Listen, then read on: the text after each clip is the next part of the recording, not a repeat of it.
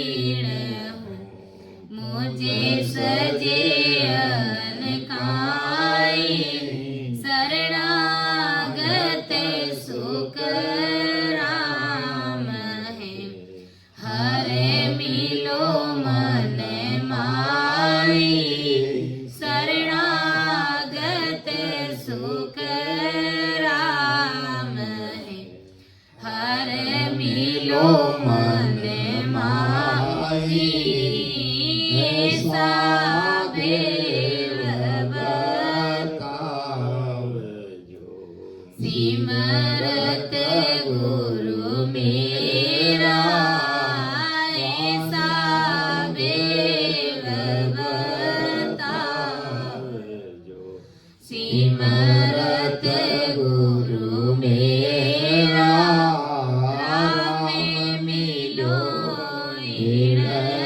देह में काटो विष जेरा ऐसा भेद बतावजो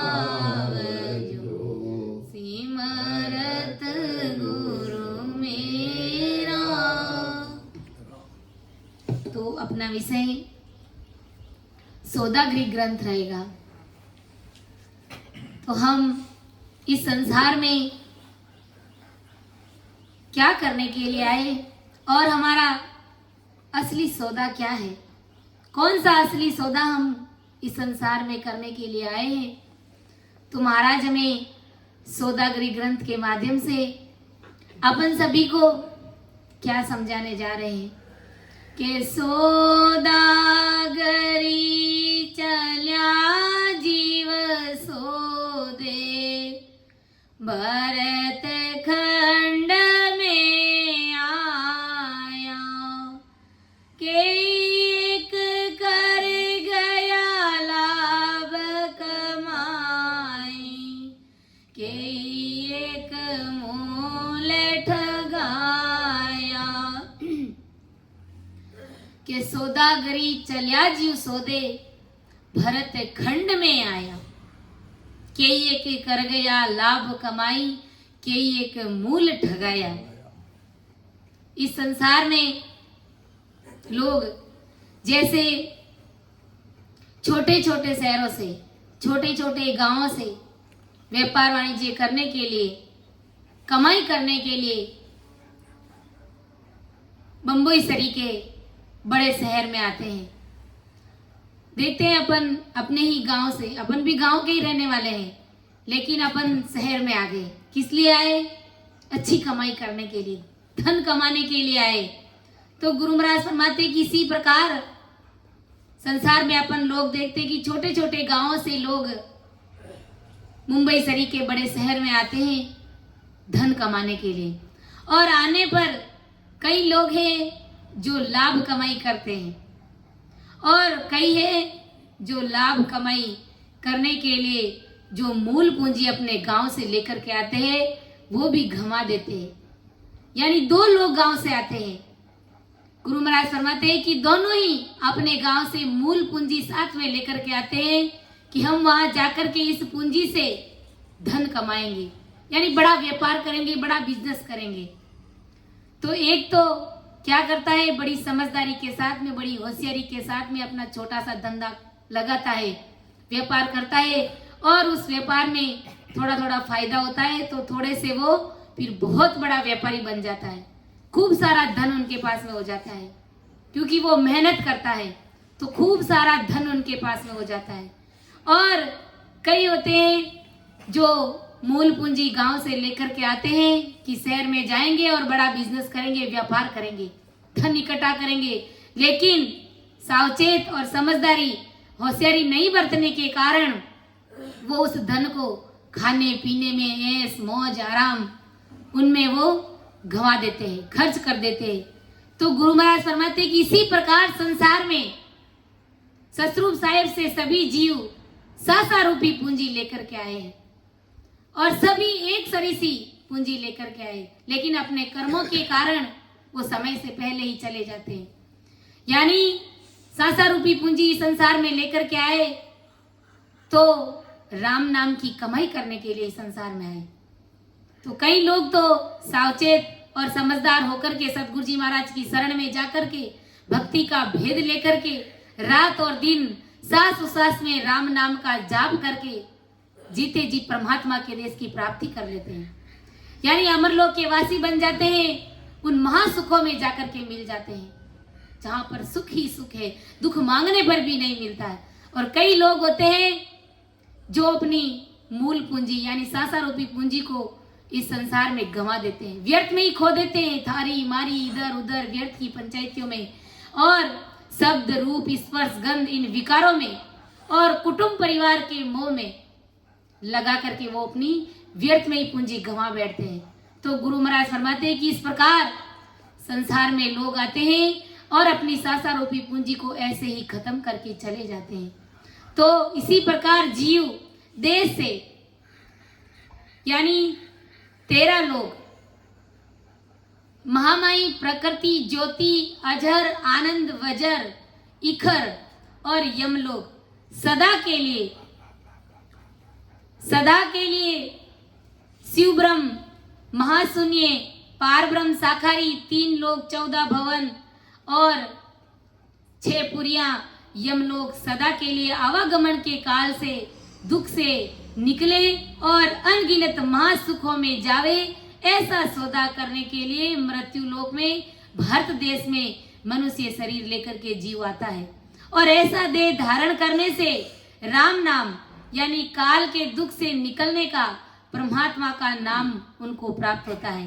और कई जीव होते हैं वो भरतखंड में जन्म लेते हैं और राम नाम देह में प्राप्त करते हैं यानी सत्शब्द की जागृति करके अपना जन्म मरण का चक्कर सदा सदा के लिए खत्म कर देते हैं। तो कई जीव भरतखंड में आने पर यह भारी मनुष्य देह 5 प्रकार के जो शब्द स्पर्श रूप रस गंध इन विकारों में लगा देते हैं और घर परिवार कुटुंब मोह माया में लगा करके अपना सासा रूपी पूंजी ऐसे ही वो खत्म कर देते हैं कि कई एक कर गया लाभ कमाई कई एक मूल ठगाया। कई लोग लाभ कमाई करके चले जाते हैं यानी अपना जन्म मरण का दुख मिटा करके 84 को मिटा करके ससुर परमात्मा के देश में जीते जी मिल जाते हैं। और कई होते हैं जो मूल पूंजी वो भी ठगा करके चले जाते हैं। इसलिए संत महात्मा में चेता दें, होशियार रहना प्यारे मति जाना मूल ठगा के, होशियार रहना प्यारे मति जाना मूल ठगा के, ये नगरी ठगर ठगारी ठगले सी दम पिला के, ये नगरी ठगर ठगारी ठगले सी दम पिला के, होशियार रहना प्यारे मति जाना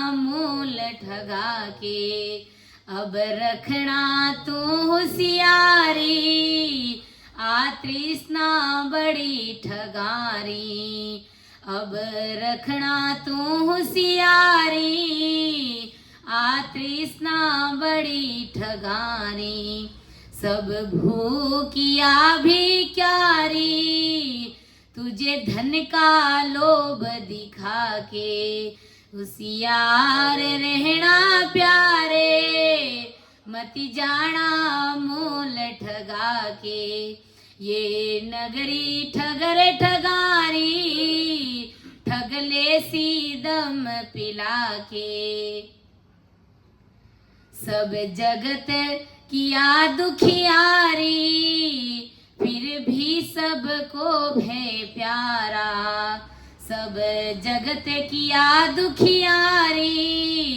फिर भी है सबको प्यारा, ये मोह बड़ा ठगारा ठगता है दम पिला के, ये मोह बड़ा ठगारा ठगता है दम पिला के, कोई सतगुरु शरणे जावे वो ठगबाजी में नहीं आवे, कोई सतगुरु शरणे जावे वो ठगबाजी में नहीं आवे, होशियार रहना प्यारे मति जाना मूल ठगा गे, ये नगरी ठगर ठगारी ठगले सी दम पिला के, जब क्रोध वासना जगती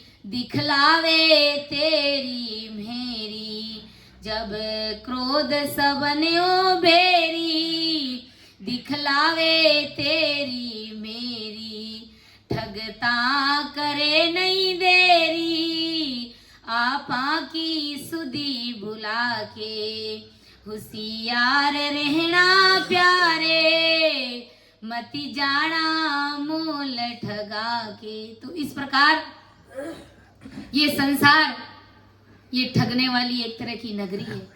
अगर इसमें होशियार नहीं रहे, सावचेत नहीं रहे और समझदारी के साथ में अगर भजन नहीं किया तो ये संसार ठग लेगा। किसमें? काम, क्रोध, लोभ, मोह, अहंकार, इन सब में अपन ठगी जाएंगे। और जो असली सौदा अपन इस संसार में करने के लिए आए, राम जी महाराज से मिलने के लिए आए, भजन करने के लिए आए, तो वो संसार रूपी पूंजी अपन इन काम वासनाओं में लगा देंगे, घर परिवार इनमें लगा देंगे, इनकी आवश्यकताओं की पूर्ति करने में हम लगा देंगे और हम अपना असली सौदा भूल जाएंगे और ऐसे ही 84 लाख योनियों में चले जाएंगे धक्के खाते हुए। तो फिर बताइए हमारे कौन आड़ा आएगा? कोई हमारा आड़े आने वाला नहीं है। अगर आड़ा आएगा तो ये सिर्फ और सिर्फ ये राम जी महाराज का नाम हमारे आड़े है। बाकी ये संसार मतलब की दुनिया है, ये स्वार्थ की दुनिया है। जब तक इनका स्वार्थ रहता है तब तक ये हमारे साथ खड़े हैं। जैसे ही इनका स्वार्थ सिद्ध हुआ, इनकी पूर्ति हुई, ये हमसे मुख मोड़ लेते हैं। इसलिए अपनी ये जो अमूल्य संसार रूपी पूंजी परमात्मा के घर से अपन लेकर के आए, तो उनको ऐसे ही व्यर्थ में हमें नहीं गंवाना है, इसका सदुपयोग करना है। हमारा असली सौदा क्या है कि राम नाम रट करके राम जी महाराज के देश में जीते जी मिल जाना। और अपन यहाँ पर घर परिवार में अपनी संसार रूपी पूंजी को ऐसे ही व्यर्थ में लुटा रहे हैं। मेरा बेटा, मेरा पोता, मेरी बहन, मेरी माँ, मेरे बाप, कोई अपना सगा नहीं है संसार में।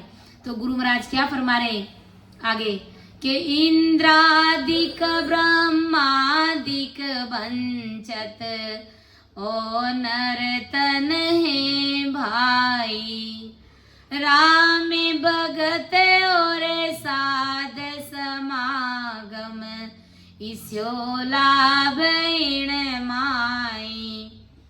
के इंद्रादिक ब्रह्मादिक बंचत ओ नरतन है भाई, राम भगत और साध समागम इसो लाभ इण माई। यानी 4 प्रकार की मायावी देह है अपनी।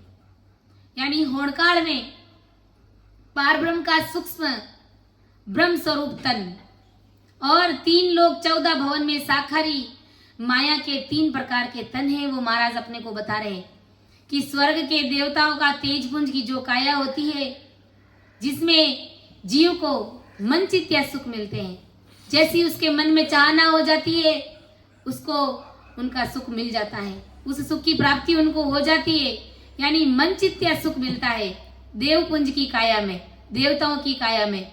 और नरक का याचनिक दे, जिसमें जीव अगर कितना भी असहनीय अगर उनको दुख पड़ा, गुरु महाराज कहते हैं ना कि अगर उस जीव ने ऐसे ऐसे कर्म किए कि उसको कढ़ाई में उबाला जाता है, लेकिन फिर भी उस जीव का प्राण नहीं निकलता है, तो ऐसी वो देह, याचनिक देह उसमें बना दी जाती है जब जीव कर्म करता है।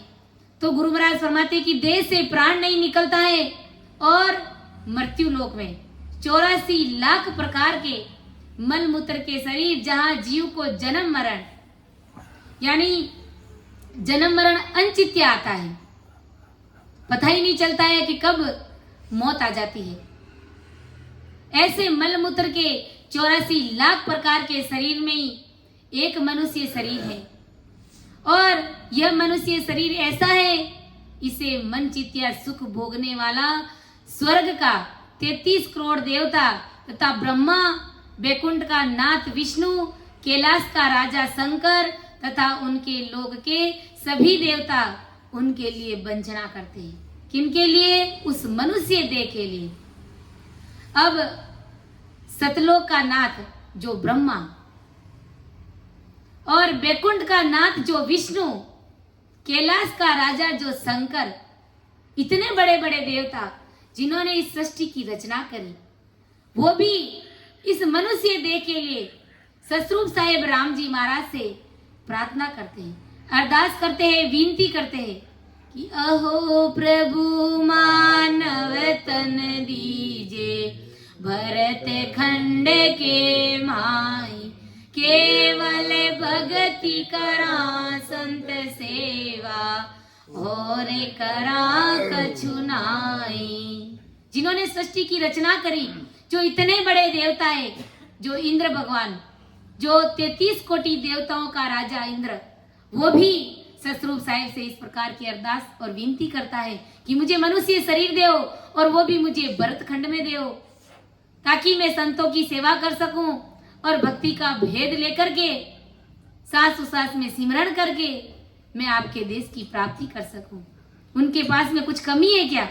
कोई कमी नहीं है। मन चित्त या सुख उनको मिलता है, लेकिन जो वो भजन कर रहे हैं, वो परमात्मा को अरदास कर रहे हैं, लेकिन उनकी वो भक्ति संचित नहीं होती, इकट्ठी नहीं होती है, क्योंकि वो काया ही ऐसी है। और उनको भी पता कब चला कि जब उन्होंने सृष्टि की रचना करी, आकाश पाताल धरती सब बना दिए, लेकिन वो सब स्थिर नहीं हो पा रहे। ये धरती स्थिर नहीं हो रही, आकाश स्थिर नहीं हो रहा है। तब आकाशवाणी में सतरूप साहेब बोले कि इसको राम नाम का आधार दिया जाए। उन्होंने करुणा करी कि अब क्या करें, रचना तो हमने कर दी, खूब सारा कर दिया सब कुछ, लेकिन ये स्थिर नहीं हो पा रहे। तब आकाशवाणी में भगवंत ने कहा कि इसे राम नाम का आधार दीजिए। तब उन्हें राम नाम का आधार दिया, सत शब्द का आधार दिया, तब ये पृथ्वी स्थिर हो पाई, ये आकाश स्थिर हुआ। तो इस प्रकार उन्हें विश्वास हुआ कि ये सत शब्द की भक्ति, ये सतरूप साहिब की भक्ति, इनका पराक्रम बड़ा भारी है। इसलिए वो सतरूप साहिब से अरदास करते हैं, और वो सब जानते हैं कि काल के मुख से मुक्त होने के लिए परापरी परमात्मा देव राम का स्मरण भी करते हैं। हम सब कुछ करते हैं, परंतु वह राम हमारे तेज पुंज के घट में जरा सा भी संचित नहीं होता है।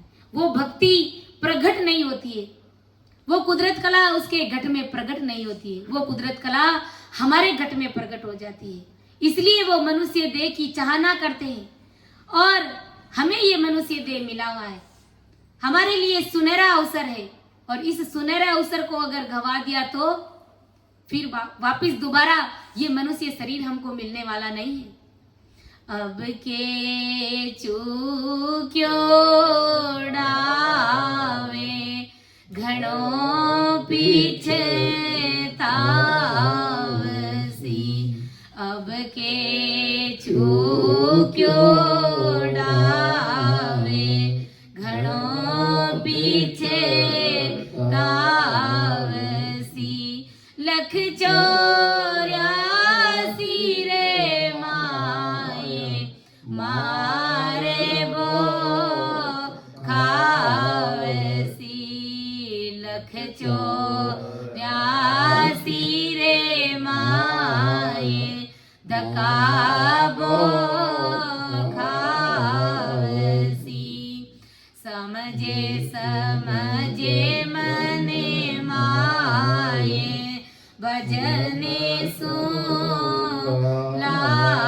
लागिए, समझे समझे मने माये भजने सो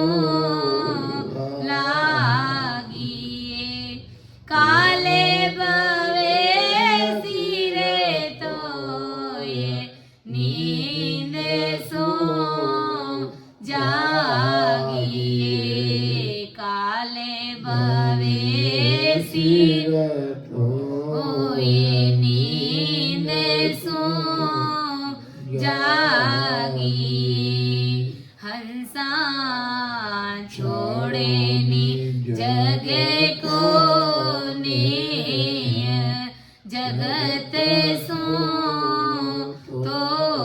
तोड़िए, हंसा छोड़ो नी जग को हेत, जगत सो तोड़िए, सतगुरा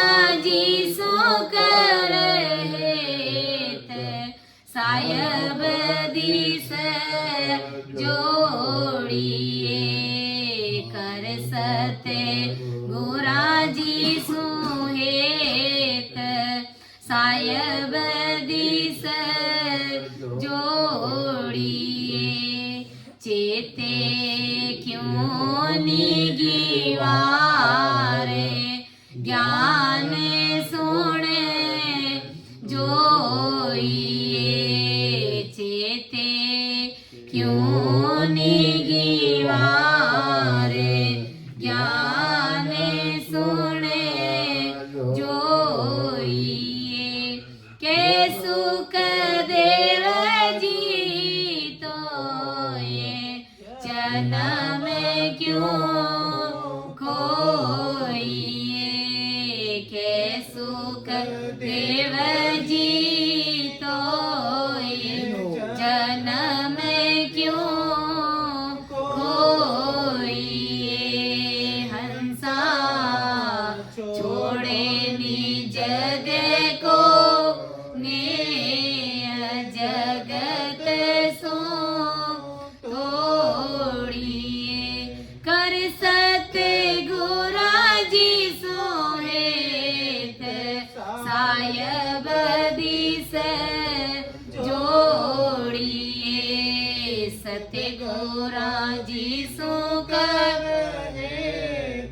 सायब दिस जोड़िए। इसलिए परम दयाल आदि सतगुरु सुखराम जी महाराज हमें चेताते हैं कि अब के चूक्यो डाव घणो पिछताव सी। इस बार ये सुनहरा आया हुआ मौका, ये डाव अगर चूक गया तो ऐसे ही ये जन्म चला जाएगा और 84 लाख योनियों में धक्का खाएगा। और वो स्थिति कैसी, घाणी वाले बैल की स्थिति संसार के जीवों की बन जाएगी, संसार के नर नारियों की बन जाएगी। जिस प्रकार घाणी का बैल सुबह उनको जब जोता जाता है तो उसी स्थान पर उनको जोता जाता है और दिन भर वो उस घाणी के चारों तरफ घूमता है, चक्कर लगाता है और उनको ये लगता है कि मैंने कई किलोमीटर दूरी पार कर ली होगी। लेकिन जब शाम को उनके आंखों से पट्टी हटाते हैं और उन्हें पता चलता है कि जिस स्थान पर जहां पर मुझे जोता गया था उसी स्थान पर मुझे छोड़ा गया है, मुझे बांधा गया था वहीं पर मुझे खोला गया है, जिस स्थान पर मुझे बांधा था वहीं पर मुझे छोड़ा गया है, खोला गया है, तो मैंने तो इसका मतलब कुछ भी नहीं किया है। तो ऐसी स्थिति संसार के नर नारियों की बन जाएगी कि घाणी वाले बैल की तरह वो घूमते फिरेंगे इधर उधर। इसलिए गुरु महाराज कहते हैं कि समझ समझ मन माए भजन सु लागे काल भवे सिर तो ये नींद सु जागे। अरे मन में समझ जाओ और भक्ति में लग जाओ, ये काल तुम्हारे सिर के ऊपर 24 ही घंटे चक्कर लगा रहा है कि कब इस बंदे की सांस रूपी पूंजी खत्म हो जाए और कब मैं इसे अपना शिकार बनाऊं। चेते क्यों नी गिवार ज्ञान सुन जोइए। गुरु महाराज फरमा रहे कि अरे गिवार मूर्ख, ऐसे नहीं समझे तो मेरे ज्ञान सुनकर तो चेत, मेरे ज्ञान को सुनकर तो समझने का प्रयास कर, ये जन्म तुम्हारा ऐसे ही चला जाएगा। गुरु महाराज ने कहा ना कि सुने सुने मेरो ज्ञान रे लीजे शब्द विचारे आई जो सब सतलोक में मत पड़री जो हार। अगर ऐसे नहीं चेतो, ऐसे नहीं समझो तो मेरे ज्ञान को सुनकर के समझने का प्रयास करना, फिर घट में धारण करना और इस शब्द को रटना, सिमरण करना, सब मेरे उस सतलोक में आना। और अगर आन उपासनाओं की अन्य सारी किसी की भी भक्ति करी तो इस संसार में ऐसे ही भटक करके, अटक करके, लटक करके रह जाओगे। इसलिए सभी देवता भी इस मनुष्य शरीर के लिए वंचना करते हैं सतरूप साहेब से। तो ऐसा मनुष्य दे, ऐसा मनुष्य शरीर अपन सभी को आज मिला हुआ है, तो हमारे लिए ये गोल्डन चांस है। तो इसका सदुपयोग कीजिए, सिमरण कीजिए और जीते जी परमात्मा के देश की प्राप्ति कर लीजिए। क्योंकि ब्रह्मा विष्णु महादेव शक्ति इनको भी काल खाता है, इन लोग तक काल का पसारा है। कृष्ण भगवान अपने गीता में कहते हैं ना कि एक समय भाई ऐसा आता है कि ये काल हमें भी घसीट करके ले जाता है। तो विचार कीजिए, उनको जो मानते हैं, उनके जो अनुयायी है, उनका भला कैसे काम होगा, उनकी जीवात्मा का कार्य कैसे होगा? सपने में भी नहीं हो सकता, क्योंकि वो तो खुद ही काल के मुख में जा रहे हैं। तो उनकी शरण में आने वाले जीवों का क्या हाल होगा? वो कैसे बच सकते? वो नहीं बच सकते। इसलिए सभी देवता ऐसा कहते हैं, जिससे घट में परापरी परमात्मा प्रकट नहीं होता है, उन्हें यह भी दिखता है, किनको दिखता है? देवताओं को, कि मृत्यु लोक में, और वो भी भरतखंड में, वो भी मनुष्य तन में परमात्मा देव राम के साधु की संगत मिलती है, वो भी भरतखंड में, क्योंकि बड़े बड़े संत इस भरतखंड में जन्म लेते हैं। किसी अन्य देशों में संतों का जन्म नहीं होता है, इस भरतखंड में, क्योंकि यह योग भूमि है। यहाँ पर वारी वारी से संत महात्मा अवतार लेते हैं कि वारी वारी आवे ओ हंसा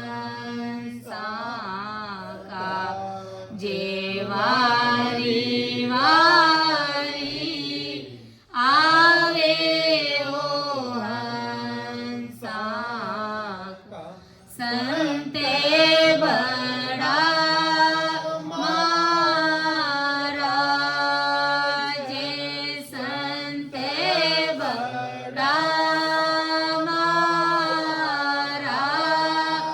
जे वारी वारी आवे ओ हंसा का, जे वारी वारी आवे ओ हंसा, तने मने धने सब अर्पण कीजे, भजन कीजे,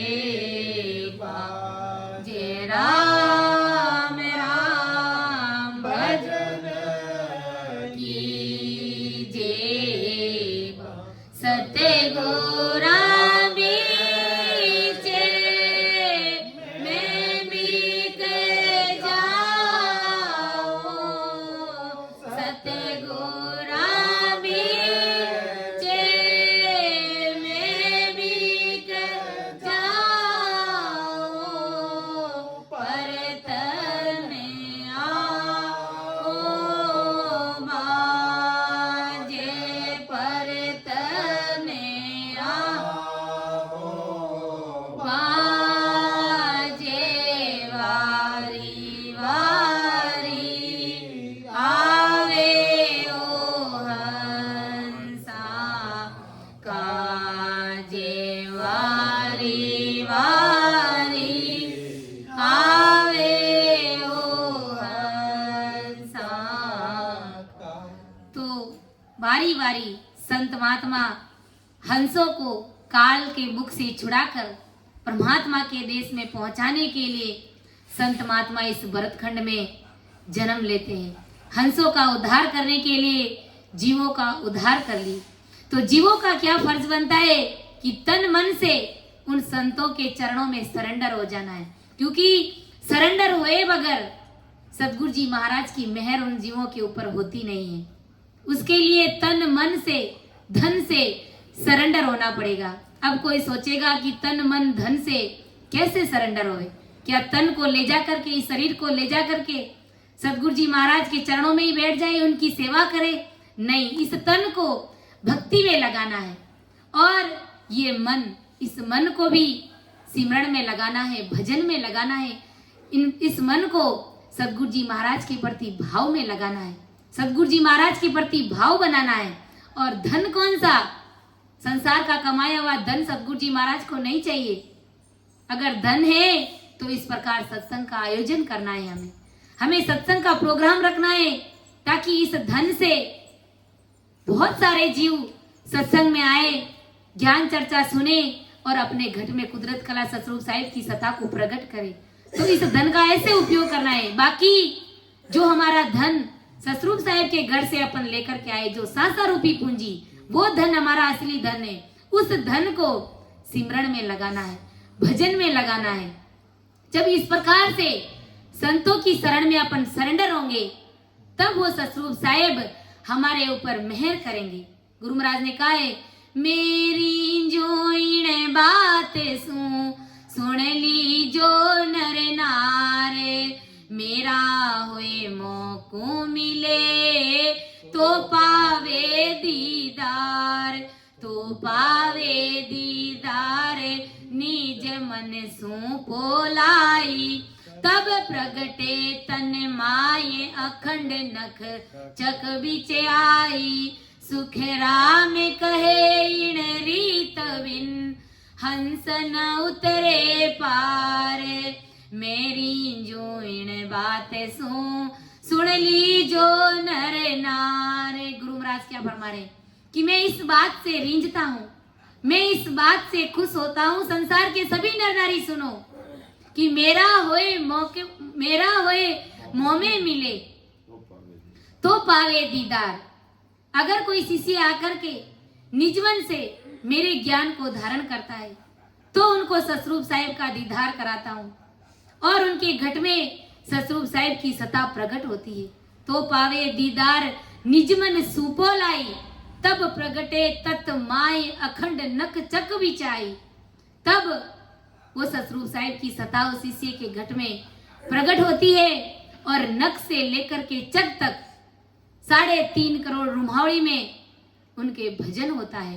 अर्थात 3.5 करोड़ रुमावड़ी में राम राम होना शुरू हो जाता है। ऐसी सतरूप साहिब की सत्ता शिष्य के घट में प्रकट होती है। कब होती है? कि जब वो तन मन और धन से सरेंडर होता है। इस प्रकार हमें सरेंडर होना है। तो इस प्रकार जब अपन सरेंडर होएंगे और भजन करेंगे तभी हमारा असली सौदा हो पाएगा और हम जीते जी राम जी महाराज के देश की प्राप्ति कर पाएंगे। इसलिए गुरु महाराज कहते हैं और सभी देवता क्या कहते हैं कि भरतखंड में मनुष्य तन में परमात्मा देव राम जी के साधु की संगत मिलती है और वह संगत करने पर परापरी परमात्मा देव राम जीव को मनुष्य घट में सहज में प्रकट होता है। सहज में ही वो राम जी महाराज उस मनुष्य शरीर में प्रकट हो जाते हैं। ऐसा कौन कहते हैं? ऐसा सभी देवता कहते हैं। और जिससे जीव सदा के लिए जन्म मरण से मुक्त हो जाता है। हमेशा हमेशा का जो उसे 84 लाख योनियों का जो उसे रोग लगा हुआ है, 84 का जो उसे रोग लगा हुआ है, उसे सदा सदा के लिए उन्हें छुटकारा मिल जाता है। तो ऐसा भारी लाभ कमाई इस मनुष्य तन में है, इस मानव देह में है और यह उन्हें दिखता है। किनको दिखता है? मनुष्य, उनको देवताओं को दिखता है। हमें नहीं मालूम है कि इस मनुष्य शरीर की क्या कीमत है, जबकि देवताओं को सब मालूम है। क्योंकि जब उन्हें मनुष्य शरीर मिला तो उन्होंने क्या कहा? उन्होंने क्या करा? उपासना, नाना प्रकार की उन्होंने भक्तियां करी और जैसे तैसे भी उन्होंने देवताओं की पदवी हासिल करी। लेकिन वहां जाने के बाद उनकी आंख खुली कि यहाँ पर भी काल की पहुंच है, यहाँ पर भी काल सबकी गर्दनें मरोड़ रहा है। और सतरूप राम जी महाराज की भक्ति नहीं मिलने के कारण अब हमें तड़पना पड़ता है और उन्हें यहाँ तक कि सब मालूम पड़ता है कि ये पदवी छोड़ते ही हमें आगे किस जून में जाना है, हमें कौन सा दुख भोगना है। तो इस प्रकार देवताओं को सब पता है और हमें पता नहीं है मनुष्य की कीमत। इसलिए सतगुरु जी महाराज हमें बार बार बता रहे हैं, हमें चेता रहे हैं। कभी गर्भ चेतावनी ग्रंथ के माध्यम से, कभी सौदागरी ग्रंथ के माध्यम से हमें बार बार सतगुरु साहिब हमें समझा रहे हैं। इसलिए इस मल मूत्र के देह की चाहना ये ब्रह्मा विष्णु महादेव और इंद्र भी करते हैं। तो मैं अपनी वाणी को विराम दूंगी, समय हो गया है। परम दयाल अनंत सुख सम्राट आदि सदगुरु, सर्वात्माओं के सदगुरु, सर्व सृष्टि के सदगुरु, सतगुरु सुखराम जी महाराज ने धन्य हो। राम सभा में राम राम महाराज, सभी को राम राम सा, सभी को मेरा बारंबार प्रणाम।